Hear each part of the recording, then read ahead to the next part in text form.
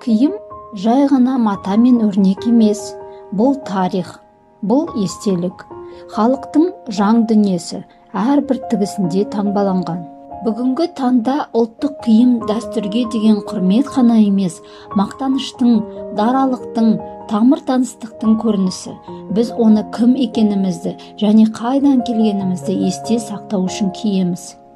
Жүздеген жылдар бұрын біздің ата-бабаларымыз олардың өмірін көрсететін киімдерді жасаған. Түстер, үлгілер, пішіндер бәрі маңызды болды. Біз мұқият сақтайтын дәстүрлер ұрпақтан ұрпаққа жалғасып келеді. Ұлттық киім күні өз мәдениетіңді мақтан ететін күн. Өз мұраларыңызды киіңіз, әлемге тарихыңызды көрсетіңіз.